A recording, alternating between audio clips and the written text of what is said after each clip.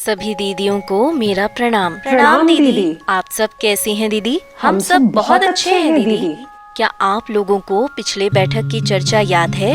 पिछले बैठक में हम लोगों ने सीखा था कि पोषण बगीचा हर घर में होना चाहिए, क्योंकि यह बहुत कम खर्चे में आसानी से बनाया जा सकता है और इससे सालों भर मौसमी हरी सब्जियां एवं फल प्राप्त किए जा सकते हैं।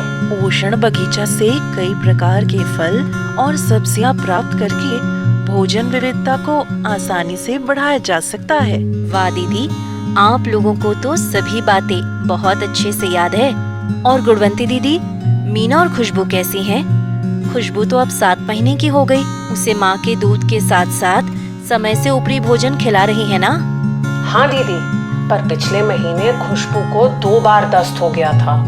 वह ठीक से कुछ खा भी नहीं रही थी और स्तनपान भी कम कर रही थी।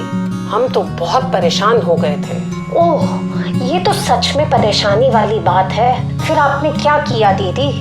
तभी हमारे घर स्वास्थ्य उप समिति की सदस्य सरोज दीदी और बबली दीदी आईं और उन्होंने हमें दस्त और निमोनिया जैसी बीमारियों के बारे में बताया और उनसे बचने के लिए 5 साथी के बारे में भी बताया। अब तो खुशबू बिल्कुल स्वस्थ है। दस्त और निमोनिया और 5 साथी, ये सब क्या है दीदी? जरा हमें भी विस्तार से बताइए। जानलेवा बीमारियां जैसे दस्त और निमोनिया हमारे बच्चों को बार बार परेशान करती है। दस्त से बच्चों के शरीर में पानी की कमी हो जाती है और बच्चा कमजोर हो जाता है। निमोनिया से बच्चे को सांस लेने में तकलीफ होती है और इन बीमारियों से बच्चों में रोगों से लड़ने की शक्ति कम हो जाती है। लेकिन घबराने की जरूरत नहीं है। इन जानलेवा बीमारियों से बच्चों को बचाने के लिए हमारे 5 साथी हमारी मदद करेंगे। क्या कोई भी दीदी बता सकती है कि 5 साथी कौन कौन है? हमें नहीं पता दीदी कि ये 5 साथी कौन कौन है। आप ही हमें बता दें। दीदी, हमारे 5 साथी हैं साबुन, ORS, पौष्टिक आहार, शौचालय एवं टीकाकरण। वो कैसे दीदी? और ये साथी हमें दस्त और निमोनिया जैसी बीमारियों से कैसे बचाते हैं? थोड़ा विस्तार से बताइए। दीदी, सबसे पहला साथी है साबुन। दस्त और निमोनिया जैसी बीमारियों से बच्चों एवं परिवार का बचाव हम साबुन के सहारे आसानी से कर सकते हैं। गंदगी और गंदगी से फैलने वाले कीटाणुओं को दूर रखने के लिए हमेशा साबुन से सही तरीके से हाथ धोना जरूरी है।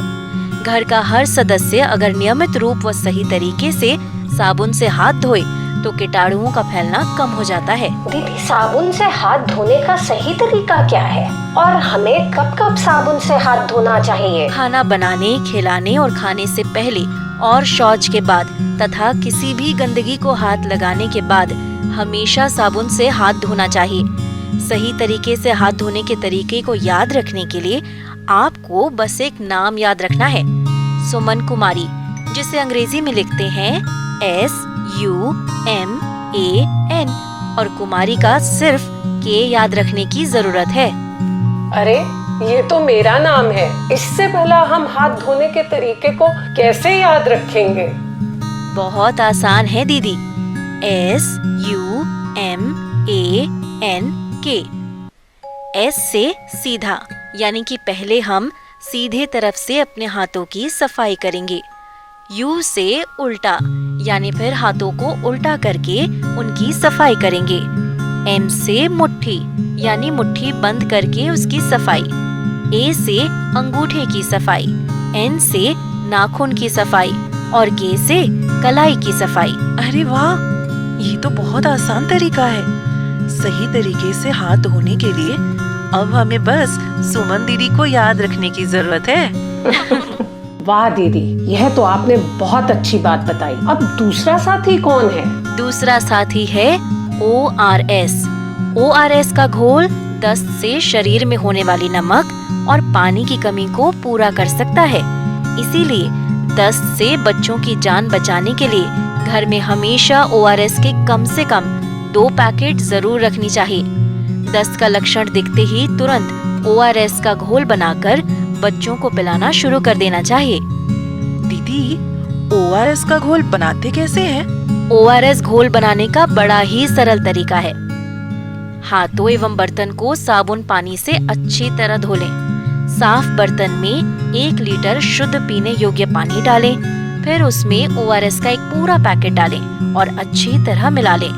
तैयार घोल को 24 घंटे के अंदर ही इस्तेमाल कर लेना चाहिए और इस बात का जरूर ध्यान रखें कि घोल पिलाने के बाद घोल को हमेशा ढक कर रखें। और एक जरूरी बात, आशा या ANM दीदी की सलाह से ORS के साथ बच्चों को जिंक की गोली या सिरप भी दी जानी चाहिए।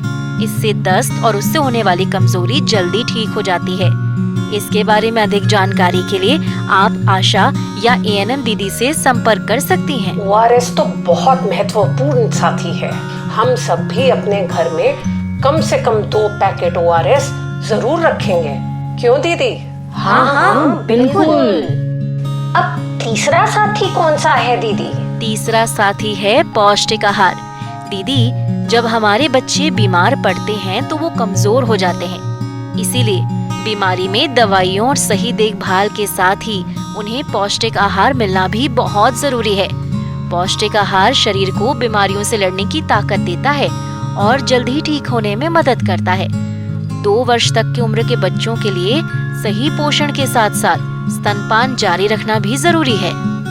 आप सही कह रही हैं दीदी। आपने पहले के बैठक में भी हमें बच्चों के लिए जरूरी पौष्टिक आहार के बारे में बताया था। तो ये तो बहुत अच्छी बात है कि आपको पहले की बातें याद हैं और उम्मीद करती हूँ कि आप सभी अपने जीवन में इनका पालन भी करती होंगी। अब हम जानते हैं हमारे चौथे साथी के बारे में। हमारा चौथा साथी है शौचालय। शौचालय हमारा ऐसा साथी है जो हमें गंदगी और गंदगी से फैलने वाले कीटाणुओं से सुरक्षित रखता है। शौचालय तो हम सभी ने अपने घर में बनवाया है और उसका उपयोग भी हम नियमित रूप से करते हैं, पर ये साथी हमें बीमारियों से कैसे बचाता है? थोड़ा और विस्तार से बताइए ना दीदी। यदि कोई व्यक्ति बाहर शौच के लिए जाता है तो चाहे कितनी ही दूर क्यों न जाए, गंदगी में रहने वाले जीवाणु हवा, पानी, मक्खी, उंगली, भोजन और खेत के माध्यम से हम तक पहुंच ही जाते हैं। इन्हीं जीवाणुओं से बीमारियां हमारे परिवार और गांव में फैल जाती हैं। इसीलिए जरूरी है कि हर घर में शौचालय हो और परिवार का हर सदस्य उसका उपयोग करे, क्योंकि अगर एक भी व्यक्ति बाहर शौच के लिए जाएगा तो बीमारी फैलाने वाले जीवाणु हम सब तक पहुंचते रहेंगे। शौचालय तो हम सभी उपयोग करते हैं दीदी, पर अब हम इस बात का खासकर ध्यान रखेंगे कि घर का कोई भी सदस्य कभी भी बाहर शौच ना करे। बहुत अच्छा दीदी। तो चलिए 5वें साथी पर भी चर्चा हो जाए। हमारा 5वां साथी है टीकाकरण। नियमित टीकाकरण बच्चों को कई जानलेवा बीमारियों से बचाने का सुरक्षित, सस्ता और प्रभावशाली तरीका है, जैसे टेटनस, पोलियो, खसरा, हेपेटाइटिस बी, सांस संबंधित बीमारियां जैसे निमोनिया, काली खांसी, टीबी, गलघोंटू इत्यादि। इसीलिए समय सारणी के अनुसार जन्म से लेकर 5 वर्ष तक बच्चों का संपूर्ण टीकाकरण अवश्य कराना चाहिए। ये टीका सरकारी स्वास्थ्य केंद्र पर निशुल्क दिया जाता है। ध्यान रहे कि एक भी टीका छूटने ना पाए। दीदी, टीकाकरण के बाद बच्चों को बुखार आ जाता है, इसलिए भी लोग टीका लगवाना नहीं चाहते हैं। टीकाकरण के बाद बच्चों को बुखार या कोई अन्य परेशानी होने पर आप आशा या ANM दीदी से तुरंत संपर्क करें। याद कैसे रखें कि टीका कब कब दिलवाना है? दीदी, संपूर्ण टीकाकरण कराने के लिए एक जच्चा बच्चा सुरक्षा कार्ड दिया जाता है, जिसे संभाल कर रखना चाहिए। उसमें हर टीके की तारीख लिखी रहती है।